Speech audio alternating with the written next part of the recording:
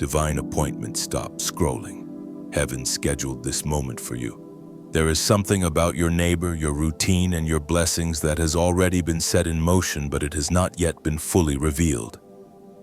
What you thought was random discomfort, closed doors, or sudden distance in relationships may not be rejection at all, but precise protection and rearrangement. If your spirit is already stirring, drop a 707 or amen in the comments as a sign you're in alignment, and keep listening. Because there is a timing around your life, and the way your neighbor has been watching you is tied to that timing. The danger is not that you are unprotected, but that you might misread the signs, step early, step late, or walk away from something God actually closed to keep you safe. In this video, we're going to uncover what's really happening in the spirit. Why their eyes are on your blessings, and the exact kind of shift God is quietly working behind the scenes for you. Stay with me until the end, because by the time this word finishes, you'll know why things felt off and why it still isn't the full story yet, only the opening of it. God's chosen ones, your neighbors watching your blessings more than you know.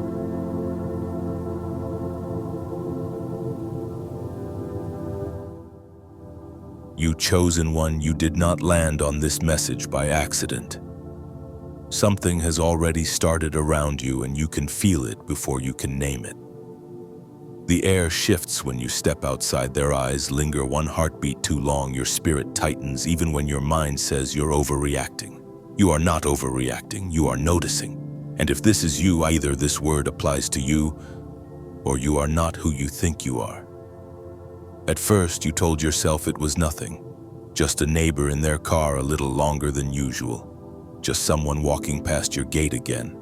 Just another coincidence that your lights, your curtains, your schedule seem to have an audience you never invited. But something in you refuses to settle. You chosen one feel that silent tension in the atmosphere, but you can't yet explain why it bothers you so deeply. That unease is not random, it is a sign. I will tell you what it really means, but not yet. Because the real conflict is not only between you and your neighbor. It is between what your spirit knows and what your mind is afraid to admit. Part of you wants to be kind, to assume the best, to stay Christian enough not to judge. Another part of you is exhausted, wondering why you feel drained after the smallest interaction. Why peace seems to leak out of your home the moment certain eyes pass by your window. You chosen one are standing in the middle of a quiet war, your desire to love and your instinct to guard. And if you don't understand this tension, you will misunderstand your entire spiritual journey. Scripture saw this long before you did. Cain didn't wake up one morning and suddenly decide to kill Abel. His envy simmered in swans. Fed by comparison, fed by the way God's favor on Abel exposed the emptiness in his own offering. Genesis shows sin crouching at his door, waiting for an opening. Your neighbor's glances, their odd timing, their too personal questions may not be violence, but they can be the same pattern of a heart unsettled by someone else's blessing. You chosen one carry a light that irritates people who don't want to confront their own shadows. I remember a night when I too stood at my window and felt that same unsettling gaze. The street was ordinary, the houses quiet, but there was one car that seemed to linger too long and one face that always looked a second too deep. My mind wanted to roll its eyes and move on, but my spirit knew something else. This was not about fear, this was about training. That season was when God started teaching me the difference between paranoia and discernment. Here's the first hard hook you need to hear, you chosen. One, if everyone around you feels comfortable, your light might not be shining as bright as you think.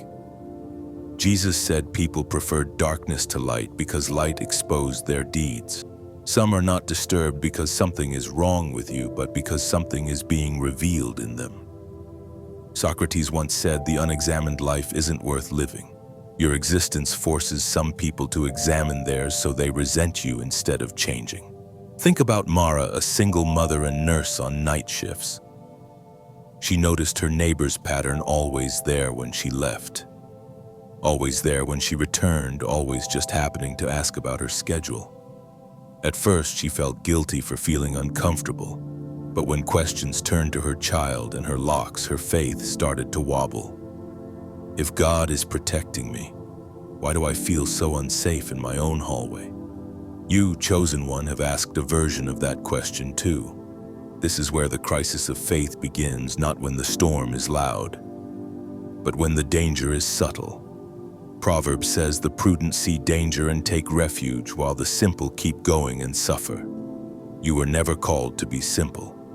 Yet religion sometimes taught you that suspicion is unloving, that boundaries are unspiritual, that to be good is to ignore your alarms. This is the lie that keeps many chosen ones exposed.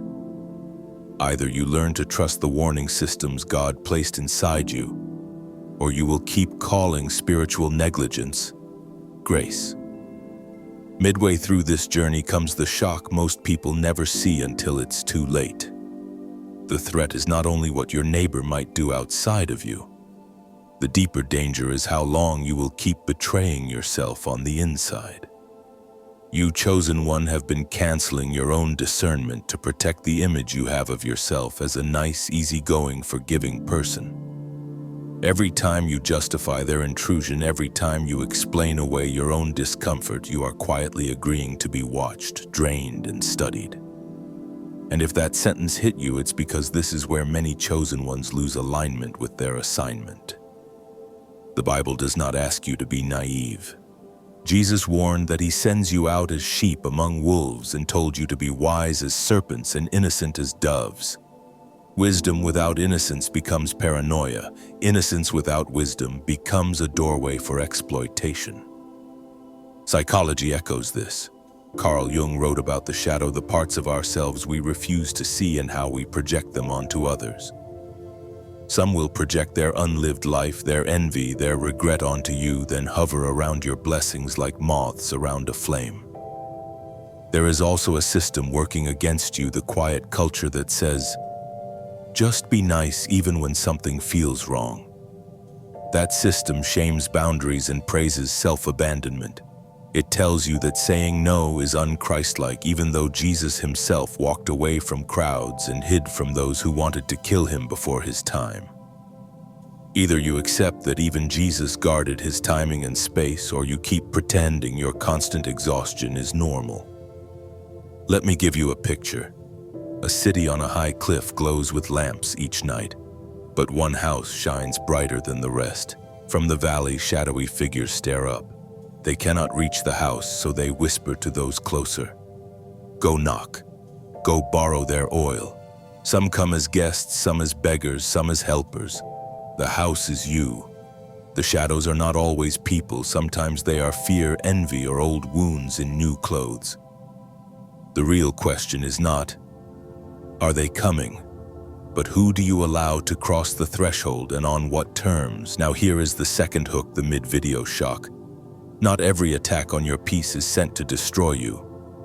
Some are sent to expose what you have been refusing to guard. In warfare, scouts study patterns before they strike. Your enemy, whether human, psychological, or spiritual, tests you long before they touch anything you own. They watch what you tolerate. They measure how quickly you silence your own alarms. They check whether you will trade your discernment for the comfort of not rocking the boat. If they see that you will always choose surface peace over inner truth, they already know how to approach you. History whispers the same warning. Think of the ancient city of Troy. It was not breached by force, but by a gift the Trojan horse brought willingly inside the gates. The danger did not climb the walls. It was welcomed past them. You, chosen one, have your own Trojan horses, charming neighbors, helpful colleagues, spiritual-sounding voices that carry an energy you keep trying to ignore. That is why discernment must go deeper than appearances. So what do you do with this, you chosen one? Do you confront the neighbor? Do you move homes? Do you install cameras? Sometimes, yes, in wisdom and practicality, but before you change your address, you must change your alignment. You stand at a crossroads. Either you keep performing the role of the harmless believer who doubts their own discernment, or you step into the identity of a guardian of sacred things. You cannot be both.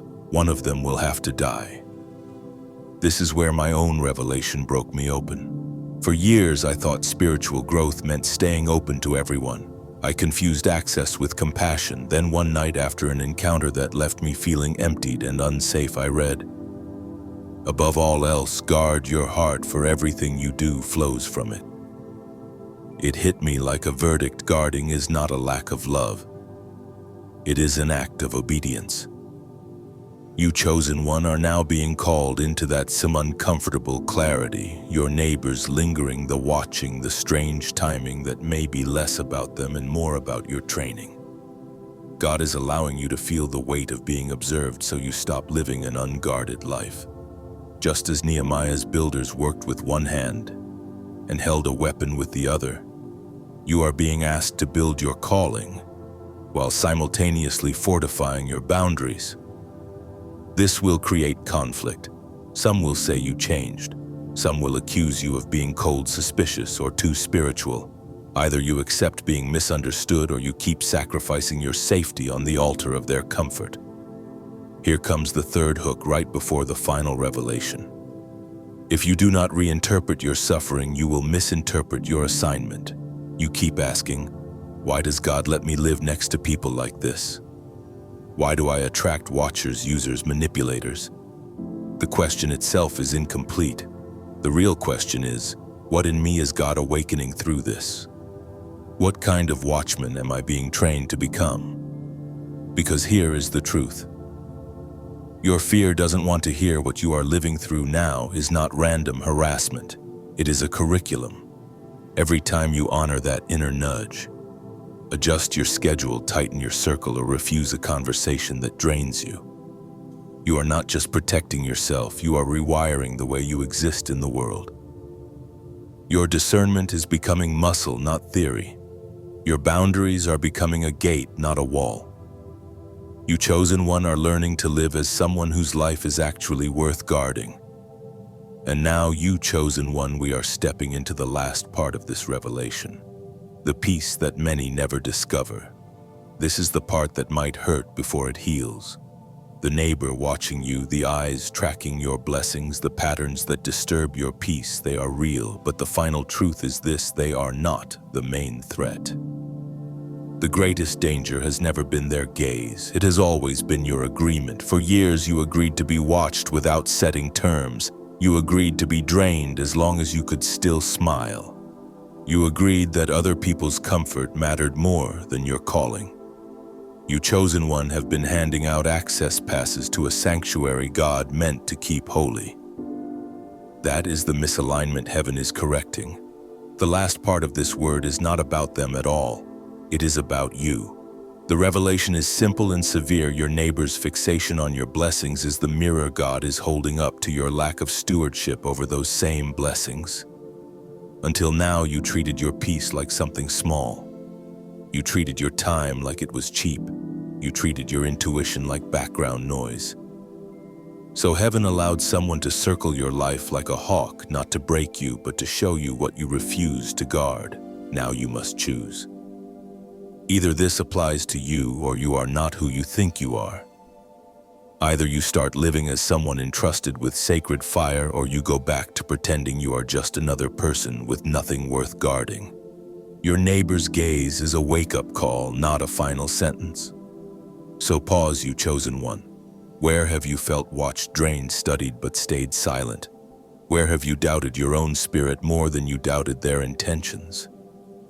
Where have you mistaken your calling to love for a command to stay unguarded? The door in front of you is not just about them, it is about who you will be from this moment forward. Will you keep offering your light to every shadow that asks for it? Or will you finally treat your spirit like the fortress heaven meant it to be? Tell me in your own words, where in your story do you see this pattern, and are you ready to stop agreeing with what was never sent to own you, you chosen one? There is a quiet truth unfolding around you that most people never see. Those who want to intrude on your life don't need to stand at your gate. They only need to stand in front of your screen. They don't have to ask you directly because you've already answered in your posts, your stories, your messages that felt harmless.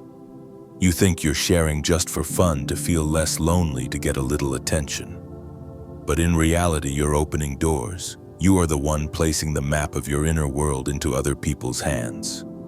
You chosen one. The real danger is not a single post, a single story, or a single late-night vent. The danger is the pattern every day, talking about how tired you are, how broke you feel, which relationship is collapsing. How often you're home alone, when you're away, when you get back late, when you can't sleep, when you feel burnt out. Each tiny detail seems harmless by itself, but together they form a complete picture: your schedule, your emotional triggers, your weak spots, your unhealed needs. You call it being honest, others see it as data. You chosen one. It's tempting to say everybody shares like this online, it's normal. But you are not everybody. You carry a different sensitivity, a different calling, a different weight in the spirit. What others share may cost them only a bit of privacy. What you share can become a doorway away for people to step into your mind, move your emotions and steer your decisions without ever touching you physically. Your openness becomes a script they can read, rehearse, and use. You, chosen one. Not everyone who follows you is for you. Some follow out of boredom, some out of envy, some just to see if you'll finally fail, fall, or disappear. And sometimes the ones closest to you are the ones who hold the most information but show the least respect for your boundaries. You don't notice because oversharing has become your normal. You've mistaken "I feel safe enough to tell everything" with "this person is safe enough to carry what I tell them." In your offline life, the pattern is the same. Certain people seem always available, always ready to listen when you need to unload. You think you've found a safe place. But look carefully, they rarely reveal much about themselves, yet you find yourself revealing almost everything. Your family problems, your financial stress, your romantic history, your private shame. Piece by piece you hand over your story. If they chose to misuse what they know, they could hit the exact places that hurt most. Here is where unhealed places and undisciplined sharing meet. When there is an ache inside you, a deep loneliness, a hunger to be understood, a craving to be seen, you will feel a strong pull to speak more than is wise. Every reaction becomes a quick hit of relief. Every "I get you" feels like proof that you matter. You mistake attention for care and comfort for covenant. Meanwhile, the only thing you are guaranteed to be giving away is information, leverage, and access. The painful part is this: some people don't need outright malice to harm you. They just need to be careless. They listen to your secrets, then casually mention them in other conversations. They don't intend to destroy you. They simply lack depth, maturity, and reverence for what is sacred. You chosen one have been placing treasure into hands that have no vault, and then wondering why nothing feels secure. You must face a hard truth: not everyone who listens to you is mature enough to hold what they hear about you. You are living in a time that glorifies expression more than protection. You are encouraged to vent, to post, to speak your truth, but rarely reminded that some truths are meant to be held in smaller, safer rooms. There is a difference between freeing your voice and emptying your soul in front of an audience that will not help carry what you release. Every check-in photo, every long caption, every "I'm here with so-and-so," every confession about who hurt you and what you fear becomes part of a map. Those who have no ill intent will glance and move on. Those who carry jealousy, control, or manipulation will remember. They start to know your patterns when you're usually online, how late you stay up, when your moods drop, what type of words melt your defenses, what kind of people you're weak for. You call it being real, they call it knowing exactly how to reach you. Beneath the urge to share is a deeper question: is there anyone who truly sees me? This is your tension. You want to be seen, but fear being seen too deeply. You want to be understood, but fear being judged if everything is revealed. So you end up sharing halfway with people who have earned your trust and sharing too much with people who have not. You confuse being heard with being held. You tell yourself that anyone who is willing to listen must be safe, even though sometimes their patience comes from curiosity or from their own desire to feel important because they possess pieces of you. You chosen one, you must now distinguish who actually deserves access to your depths. Not everyone who can message you is your inner circle. Not everyone who lives near you is a neighbor to your soul.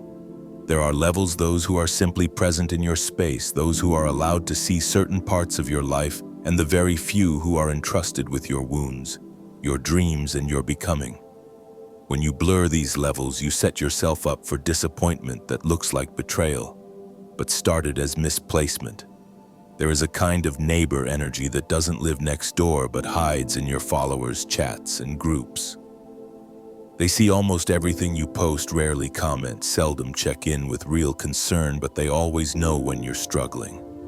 They don't need to ask you how you are because your public vulnerability says it all. They simply wait, then step in at strategic moments to say just enough to keep a connection alive, to keep their access open. This creates a quiet power imbalance. They know your lows, your patterns, your triggers. You know almost nothing about their inner world. If something ever goes wrong in that connection, you will be the exposed one. They carry screenshots, memories, voice notes, late-night paragraphs, evidence of who you are at your most unguarded. It is time to learn that silence can be sacred strategy. Not every season of your life belongs on a timeline. Not every wound belongs in a caption. Not every plan needs an announcement before it takes root. Some things need privacy to grow strong. Some steps need secrecy to stay protected. Sometimes the most powerful sentence you can choose is the one you never post. Your maturity is not measured by how dramatically you display your pain, but by how honestly you face it without turning it into a spectacle. You can name your feelings, write them out, process them deeply without making them content. You are not a brand. Your inner life is not a feed. Your heartbreak is not a storyline for strangers. Look back over your recent conversations and posts. How many times have you described yourself only through exhaustion, lack, heartbreak, or confusion? How often has someone responded superficially, then shifted the focus back to themselves? How many times have you felt more empty after sharing than you did before? Those are signs that you paid with your energy and your story but received no true support in return. From today, practice a new discipline. Hold back most of what you want to say in public spaces. When the urge rises to post a long rant, pour it into a journal first. Then ask, does this need to live in front of people who will not help carry it? When you want to pour your soul out to someone new, pause and ask, have they shown consistency, confidentiality, and care, or am I trying to turn a stranger into a shelter? Guarding yourself does not mean becoming hard or distant. It means becoming precise. You still share, but with intention. You still open, but with discernment. The more weighty the truth, the narrower the circle it belongs to. You need places that are actually built to hold you: wise friends, mentors, counselors, small communities, where your vulnerability is met with responsibility, not consumption. Remember this: the way you speak about yourself teaches others how to see and treat you. If your story is always told from the weakest angle, people will start relating to you as someone who is always on the edge of breaking. If you constantly highlight your lack, some will treat you as easy to manipulate. If you repeatedly proclaim your loneliness, some will use it to pull you into half-hearted connections that keep you dependent and small. Start telling yourself a fuller story. You have pain, but you are not only your pain. You have flaws, but you are more than your flaws. You have needs, but you are not just a bundle of needs waiting to be met by whoever pays attention. The less you present yourself as a victim, the less room others have to cast you in that role. You might say, if I don't speak, who will truly know me? The truth is, not everyone is called to know you at the deepest level. Only a few are meant to sit in the inner room. It takes time, testing, and clear boundaries to find them. You would not hand your house keys to someone who just walked by. So why would you hand the keys to your heart to someone who has never shown they can guard what is precious? The turning point comes when you realize you no longer need to prove that you deserve love, attention, or understanding. You already carry worth. You were already chosen before anyone ever reacted to your first post. Whether you share or stay silent does not change your value. It only changes how well you protect the sacred parts of you. You cannot stop every gaze from landing on you, but you can decide what they are allowed to see. Some will remain observers from a distance. Some may sit on the porch of your life. Some few will enter the living room, and only a handful will ever be invited into the deepest rooms of your soul. That invitation must be earned, not assumed. So now, you chosen one, it is your moment of decision. Are you using your platforms, or are they using you to hand over the blueprint of your inner world? Are you sharing to heal or repeating cycles of hurt by trusting people who were never prepared to hold you? Can you accept that not every feeling is meant to become content? If something inside you whispers, "I have been oversharing and I don't know how to stop this," is not a verdict of failure, it is the first light of awareness. You don't have to shut down. You simply have to become more intentional. You don't have to stop speaking. You just have to choose your listeners. Pause and ask yourself, is there one area of my life I've exposed too widely that now needs to be pulled back into sacredness? Is there one person who knows too much without having proven they deserve that trust? Is there one channel where I always feel weaker after I share? If you can see even one of these clearly, then you've already taken back part of your map. From here, each choice to guard your heart, your story, and your silence is not you hiding it, is you honoring who you really are. You chosen one, if you've made it this far and you're still here, it means something deep inside you already knows your inner life is no longer something you can hand out for anyone to browse. Today wasn't just about social media or neighbors. It was about a far more intimate question: who truly deserves access to the sacred parts of you? And from here on, will you keep exposing everything, or will you begin to guard what is holy? If this word is reading you more than you are reading it, drop in the comments what you've just recognized about yourself, even a single line. Don't hesitate to like this video, share it with someone who might be oversharing without realizing it. And if you want to keep walking this path of spiritual awakening together, make sure you subscribe and turn on the notifications. Whether you've supported this channel through super thanks or simply by watching in silence, I am genuinely grateful for you. Your presence is not small in the spiritual realm. May peace, protection, and sharp discernment rest on you and your household. May you learn how to stay open without surrendering what is sacred. You chosen one, may your light stay bright and well guarded.